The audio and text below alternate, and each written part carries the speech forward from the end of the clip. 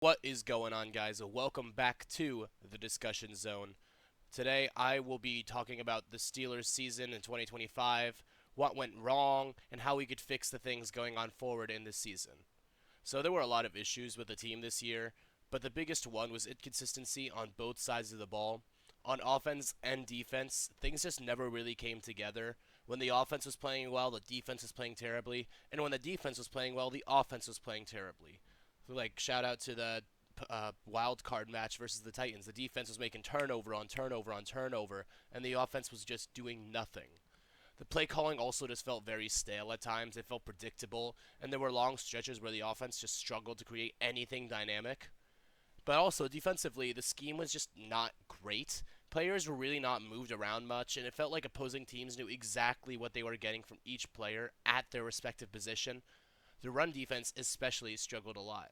Once Derek Harmon were out, the defense was getting gashed consistently in the run game. The passing defense also struggled quite a bit, and that was not just because of the corners. The edge rushers, especially TJ Watt, were not getting to the quarterback as often as they usually do, which allowed opposing quarterbacks to sit comfortably in the pocket. What they say about defense, especially when it comes to passing defense, is good corners make up for a lack of edge rush, and a good edge rush makes up for a lack of corners. So if you can have both, then teams rarely have a chance to actually be able to pass on you. On offense, the team relied heavily on Aaron Rodgers for quick passing plays and rarely used the middle of the field. Was Rodgers bad? No, not really. In fact, he actually had his best season since his time in Green Bay. But that playoff game against the Texans showed one major issue with this offense, which is Rodgers' lack of mobility. Where the protection broke down, the offense really struggled to adjust. That said, Rodgers' mind and leadership can still not be understated. Looking at the offensive line, they were actually pretty good overall. They struggled early in the season, but they got better as the year went on. Unfortunately, the Steelers are likely losing their left guard, Isaac Swamalo, to free agency, and they also lost their starting left tackle, Broderick Jones, to a neck injury against the Bears, in what I say is a cheap attack. Broderick Jones, though, has been inconsistent during his time with the Steelers. Some games, he looks fantastic. In other games, he just looks terrible. If the Steelers can figure out how to help him develop and become a good left tackle, they could have their offensive tackle duo for the future. Luckily, when Jones got injured, Dylan Cook stepped in off the bench and played really well, which is a bit of a shock for us Steelers fans. However, the bigger concern is that Jones's injury might be worse than originally thought. It is reported that it is the same injury that Ndami Matabuke had this past season, and that injury may lead to a medical retirement. If that ends up being the case, then left tackle and left guard are two positions that the Steelers will definitely need to address this offseason. Another issue that hurt the offense was player usage, or really, player utilization. For example, the Steelers traded for Jonnu Smith, and he just did not play well for the team. He consistently looked lost in the offense and simply did not perform. That trade just felt like a failed experiment, probably because Arthur Smith has always loved using him, and he's had him on pretty much every team that he's ever coached. On top of that, the Steelers paid Pat Freiermuth an extension, but they only threw to him 54 times. Freiermuth ended up getting the same number of targets as the team's tight end one as Jonnu Smith, which makes very little sense considering the talent he has and the lack of abilities that Jonnu Smith has. The wide receiver room also had a lot of problems. DK Metcalf is a good receiver, but he clearly has limitations in his route tree. He's very good at slants and deep crosses, basically anything that allows him to use his speed to burn defenders after the catch. But he's not really a contested catch receiver, and that's just because he doesn't use his size to his advantage. He's also just like not the kind of separator that people think that he is. Calvin Austin also does not really jump off the charts. He has incredible speed, but he struggles to create separation and does not offer much outside of that speed.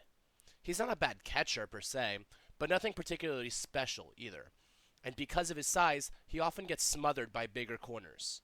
Then there's Roman Wilson, the Steelers' third round pick from the previous year. He was almost completely absent during the season unless it was garbage time. Towards the end of the season, he was even became a healthy scratch behind MVS, which is obviously not a good sign for a young receiver. Ironically, though, the one part of the offense that actually worked well was the run game. Jalen Warren and Kenneth Gainwell were phenomenal running backs this year. Together, they formed one of the best running back duos in the league and consistently produced yards on the ground. Looking ahead, the Steelers have several major team needs. These include interior defensive line, interior offensive line, offensive tackle, wide receiver, and defensive back, especially free safety and corner, linebacker, and quarterback. Let's talk about extensions, though. I think there are a few players that the Steelers should keep. First off is Kenneth Gainwell. I think you sign him to maybe a 2-year deal. Kenneth Gainwell was a hidden gem for the Steelers this year, and he actually played way better than anyone expected. Up next is James Pierre. I would give him a 2-year deal as well. He had a phenomenal season and was one of the few cornerbacks who consistently played well. With him, Joey Porter Jr. and Jalen Ramsey playing in the slot, that could form a strong cornerback duo for the next couple years. The only reason not to sign him to a longer deal is because this is the only season where we have really seen that level of consistent play for him, and he's already 28 years old. Another player I would extend is Asante Samuel Jr. I would sign him to a 2-year deal. He's only 26 years old and showed flashes this season after coming back from spinal fusion surgery. He does struggle a little bit in the run game, especially with his tackling technique, but that is something that good coaching I think could fix. I would also give Connor Hayward a 2-year deal, but not as a tight end. Instead, I would use him as a fullback and a special teams player because that kind of role can be extremely valuable. Finally, Nick Herbig should get a 4-year extension. He's been one of the few bright spots on the Steelers' defense. Every time he gets on the field, he looks like a threat to the quarterback. He consistently produces forced fumbles, tackles, and sacks. His overall numbers are lower simply because he sits behind TJ Watt and Alex Highsmith on the depth chart. It might be time to lock him in for the future and give him a chance at a larger role, similar to what the Steelers once did with players like TJ Watt and James Harrison. In terms of releases, I think the Steelers should release Jonnu Smith. That would save about $7 million in cap space, and he has been extremely disappointing considering tight end room already includes Freiermuth and Darnell Washington. I also think the Steelers should move on from Calvin Austin. Historically, the Steelers have not extended wide receivers they drafted after their rookie contracts since Antonio Brown, and I do not think that Austin will be an exception. He has been useful on special teams, but his offensive production just has not been there. His speed is great, but his route running still needs work, and his size makes him vulnerable to injuries. The Steelers could easily replace him for a cheaper option in the draft and possibly give Roman Wilson another opportunity. There is also a couple of possible trade candidates. Patrick Queen is one that comes to mind. His 2 seasons with the Steelers have been underwhelming. He struggles in coverage, misses tackles, and sometimes jumps the wrong gaps, which leaves open holes in the defense.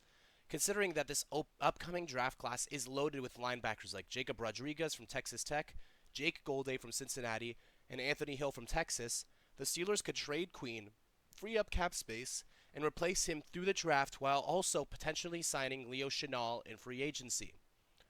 Another controversial opinion would be trading TJ Watt. Watt signed a 3-year, $123 million extension last season, but he had a disappointing year and was arguably outplayed by Alex Highsmith and Nick Herbig. If the Steelers wanted to move him, teams like the Chargers, Bills, or Bears could be possible trade partners since they're all teams trying to win now and could use premier edge rushers. Now, the question is, how do you actually fix these problems? The offensive line might actually be the easiest issue to address through free agency. One option would be signing Elijah Vera Tucker from the Jets. He's one of the most versatile offensive linemen in the league and has played multiple positions across the offensive line. Injuries have been an issue for him, which is why the Jets may not extend him. But since he's in his mid-20s, the Steelers could sign him to something like a 2-year prove-it deal worth around $15 million. That would allow him to play tackle while Broderick Jones recovers or fill in wherever he's needed, like left guard. For the interior offensive line, the Steelers could sign Connor McGovern from the Bills.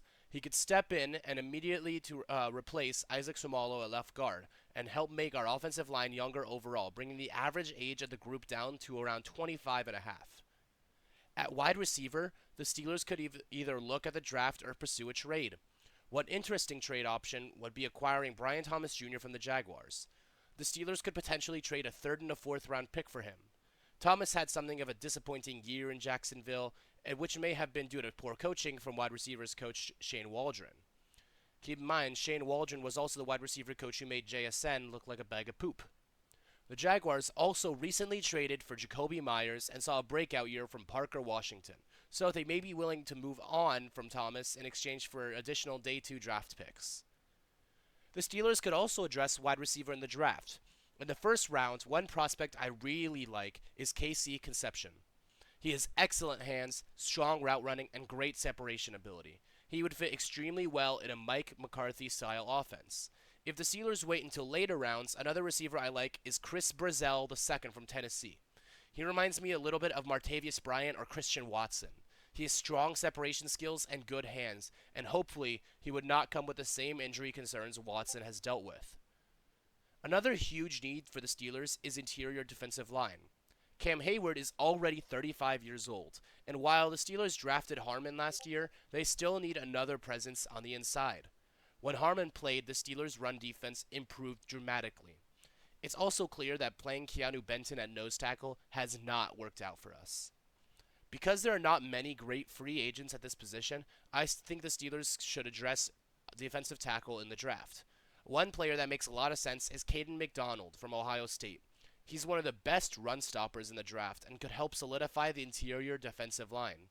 Stopping the run is incredibly important when you're facing against running backs like Derrick Henry, Jahmyr Gibbs, Bijan Robinson, and Jonathan Taylor. As the saying goes, football games are won in the trenches. Linebacker is another position the Steelers need to improve. Their greatest issue at linebacker is pass defense. Peyton Wilson is great in coverage, but struggles against the run, while Patrick Queen struggles in multiple areas. In free agency, the Steelers could look at players like Quay Walker from Green Bay, Devin Lloyd from Jacksonville, or Caden Ellis from Atlanta.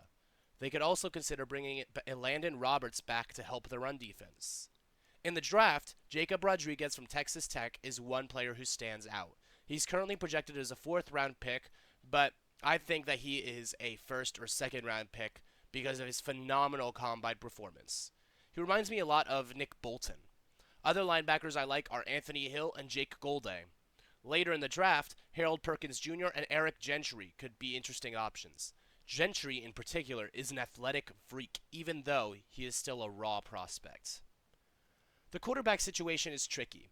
There's not a lot of good options this offseason unless the Steelers are willing to take a chance at someone like Daniel Jones, Malik Willis, or Trey Lance. Jones is coming off of an Achilles injury, Willis has potential but may not fit what the Steelers want, and Lance also has potential but has not shown much in the NFL. The best option might simply be to roll with Will Howard and see what they have in him. If things go poorly, the team could end up with a high draft pick and target a quarterback in the following draft class. I also believe Mike McCarthy has the ability to develop quarterbacks, just like he did with Brett Favre, Aaron Rodgers, and Dak Prescott. Finally, the Steelers still need help in the secondary. Cornerback and safety could partially be addressed by re-signing Asante Samuel Jr. and James Pierre. In the draft, one corner I really like is D'Angelo Pons from Indiana. He struggles a bit against the run because of his size, but he's excellent in coverage and never gives up on plays. Another late-round option is Hezekiah Massis from Cal. His man coverage needs work, but his zone coverage is excellent, which fits the type of defense the Steelers often run. At safety, the Steelers could target players like Kamari Ramsey, Genesis Smith, Bud Clark, or Michael Tafe. All of them are projected to go somewhere between the 2nd and 4th rounds. Free safety was a major weakness for the Steelers this season until Jalen Ramsey stepped in to help stabilize the position. Overall, though, the Steelers have a lot of work to do this offseason, but if they make the right moves in free agency, the draft, and possibly through trades, they could fix many of the issues that held them back this season. Thanks for listening.